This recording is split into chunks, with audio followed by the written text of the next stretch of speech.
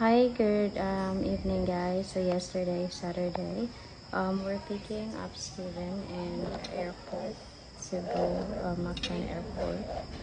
So while waiting for Steven's arrival, we went to Starbucks for coffee. Since Steven arrival time is around 5:25 to be exact, but since when he will be boarding, you will wait for the plane to set up and then you can go out the plane. So since I was checking the flight radar time to time, so I can really see if what is the status of the flight, if Steven is landed or not.